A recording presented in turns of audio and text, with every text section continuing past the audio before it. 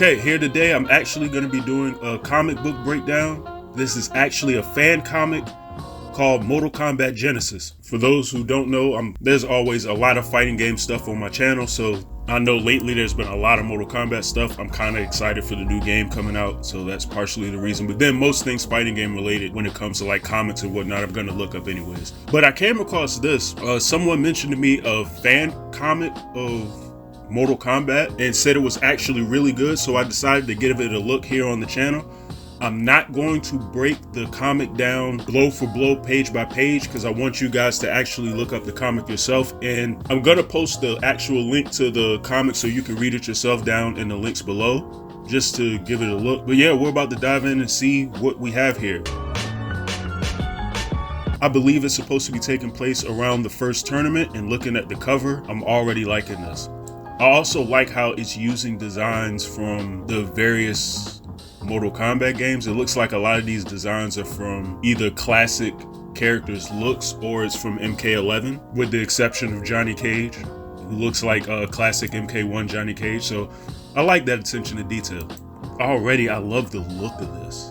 Oh my God, and the nod. This almost looks like it looks like this panel right here is a nod to the Mortal Kombat 3, the opening intro. I forgot what you actually call it, like the track mode menu thing. I also like how much like MK1 Raiden that he looks, or that classic outfit. So it looks like Liu Kang is training before the tournament. Oh, let me go back. There's the "he must win" quote that was infamously in Mortal Kombat 9. He must win. So I'm already liking this. It's like they have the lore down packed at the start. And just adding Fujin to it is taking some of the changes or retcon that's been made to the story over the years and adding them seamlessly to the original plot. So I have no complaints there. Yeah, so this must have definitely been done. I need to check the year that this was made. It seems like a lot of Mortal Kombat Aftermath is influencing this story. Because even the acknowledgement of Raiden and Fujin being brothers, which I don't remember being a part of the story before MK11. So I have no idea. Oh, wow. I love the way they did Shao Kahn's throne room. Considering this is a black and white comic, I wonder if they did aspects of like taking the assets from the Mortal Kombat game and using them in the background of the panels. If they did, they did it beautifully. Like, it looks amazing. And the art doesn't look like it contrasts too bad with the background. So it looks like Katana training, and Katana looks like her MK11 design as well. Oh, wow. And this is very graphic. We have a decapitation already. Man, she looks crazy. Okay.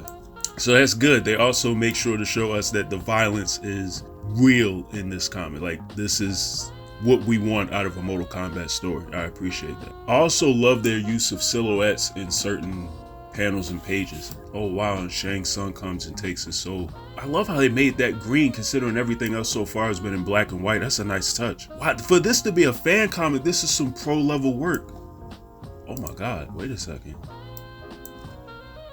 Shang Tsung took his soul and reverted into younger himself.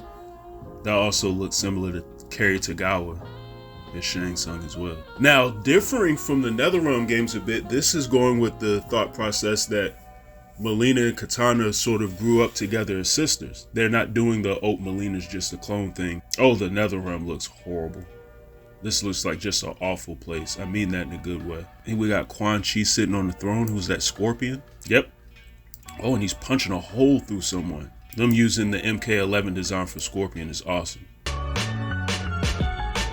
So I guess we're getting a breakdown of each character before the tournament. Like I said, I don't want to just blow through this and go shot by shot of every single piece of the story and every aspect of the comic. Out of respect for the creators, I don't want people to like use this as a way to like read or go through the comic without actually doing it yourself. Like I said, I want y'all to go and read the comic on your own, help out the creators. As a comic book creator myself, as much support as you can for other artists. That being said, looks like we got Kung Lao and Liu Kang. I like the look that they gave for Kung Lao. It's better than the bald head he had in his MK11 design. Oh, Liu Kang has the headband tied on. Looks like Liu Kang might be doubting himself or something in this. Not really sure. Really sticking to details. So apparently Kung Lao is staying behind as Liu Kang goes on to fight in the tournament. Because obviously in the first tournament, Kung Lao is not to be present. So apparently we're not going to get a Johnny Cage backstory. He's already a part of the tournament, as if Raiden has already spoken to Johnny Cage. Okay, and it looks like Johnny Cage is still a jerk. They've nailed his character down to a T. Oh my goodness, they gave Sonya her MK11 design, so much so that as I was reading certain text from the story, it's like mentally I'm hearing Ronda Rousey. That's amazing. Okay, so this is interesting. So apparently in this story, they've made it so that Katana has been lied to, that Earthrealm attacked Edenia, and that's how Sindel was killed. Wow. And Shao Kahn tried to save Edenia. Okay, I take it that this is the Lin Kuei. And what I'm assuming is Bihan. Could be wrong there, but I think that's Bihan. Smoking his MK9 design too. Oh, that is Bihan. Okay, I'm already reading in between the lines. So, God, this is amazing. So, that's Bihan. Apparently, this is coming off the backs of Bihan's mistrust of Earthrealm. So they're even inserting aspects of Mortal Kombat mythology Sub-Zero. That game, which the story is amazing if the gameplay wasn't so awful. Man, they're going with Raiden's distrust of Earthrealm and him confronting Fujin. And I think that's the second level of the game, that mission. There's no way to know how to beat that mission unless somebody tells you to grab onto the ledge, but that's a whole other conversation. But between that and Raiden misleading him to get him to go to the Netherrealm and all that other stuff, like, that's cool. And he's also telling Smoke that if he gets killed, don't say anything to Kuao Yang. Oh, and Bihan's even aware that Scorpion or Hanzo is still alive. So Bihan's about to die. We just don't know exactly when, but it's coming. And Scorpion is... Alright, Scorpion ain't messing around. I can honestly say, I love how this comic is in black and white, and they use color at specific moments to like intensify certain panels. Because I love how they add that fire look to Scorpion, just adding color to the flames, and everything else is still that sort of gray tone that they got. Okay, Quan Chi's making him wait for the tournament. So he's still manipulating Scorpion right now. Okay. They've sort of redesigned Shang Tsung's courtyard. I don't mind the look at all. I didn't know if they were going to make it look exactly like the old games, but it seems that they haven't. Not a problem though. Like I said, it still looks great. I loved how they do that. Just the specific times they want to add color is amazing. And their effects, everything is just... I love how frightened and fearful they have Liu Kang knowing what's coming. You know what's crazy? I also love the eyes. I guess if close up, you can kind of tell in the mouth, but it's like they've designed Katana and Mileena the exact same. With it not being in color, I guess the eyes are the only thing you can read to differentiate between the two. But that's very interesting design choices in this, but they're all intentionally done and they're all like really good. I like that. This is a trick that I currently did on the comic that I'm working on now, which I'll also be ready to show you guys pretty soon. Kind of excited for that. But in any event, the background people who you don't really need to be concerned with or aware of are just like shadowed out and blacked out. I love that. Like, I've started doing that just to save some time. I'll always talk about how save yourself some time if you're making a comic. Don't make stuff harder on yourself if you don't need to. And it seems that they're doing that to a T. I think they may have pre-rendered assets for their background, so they don't need to keep redrawing each individual background over and over. I could be wrong, but that's what I think they're doing. It's what I do now because I hate drawing a background over and over and over. Waste time from actually getting work done and getting on with the comic. Like, at a certain point, you just gotta say stuff is done. This looks amazing. And like I say, even with it being black and white, the way that the shading and lighting is done for you to like tell the differences between day and night, like, this comic looks amazing. And Liu Kang doesn't believe in himself. Okay, it looks like Liu Kang had a run-in with Katana. So that's starting. Oh, nice. They actually do the fights almost like the game. Oh my God, is that Cobra? And he's getting beat up. Why is Cobra getting beat up? Oh, he was one of my mains in Deception. Wait.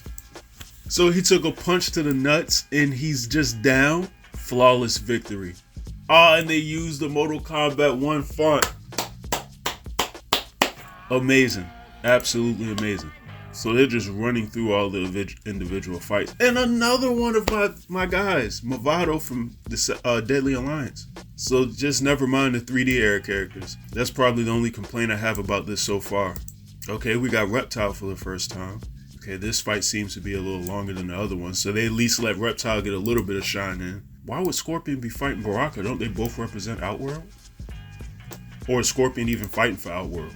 I know he's originally from Earthrealm, but... Oh! So I'm not gonna show that. I don't think it's any better to show this, but it's a silhouette, so it's probably not as graphic as what I just saw, but... Yeah, this is a very violent comic. Oof. Yeah, I can't show a lot of what just took place on the upper part of that panel. That fire is... And I love the changing of the color of the font specifically for Scorpion too. Nice touch. Also, isn't lost on me that they made it a point to kill Baraka in here too. Baraka's always the jobber of Mortal Kombat. Like, it's crazy. I love how much they made Shang Tsung look like Kerry Tagawa. So Liu Kang is having nightmares. Oh my god, and they did it almost like Robin Shu having the nightmares in the beginning of the first Mortal Kombat movie. That's so well done, and you know what? I'm about to just stop here, how many pages are actually left? There's about 10 more pages, but you know what? I'm not even about to keep going from there. If y'all want to see the rest of the remainder of the comics, like I said before, go ahead and check out the comic for yourself. I'm going to have the link posted in the description for it. Once again, it's called Mortal Kombat Genesis, so even if you don't see the link, you can go ahead and look the comic up for yourself. Make sure you type in Mortal Kombat Genesis comic, because with Google being all screwed up over Mortal Kombat 1 being the name of the new game, a lot of things are sort of not as specific as it should be, so you might get like the Genesis video game. But yeah, let me know what you think in the comments below. Make sure you like the video, and you all have a good one, and I'm out.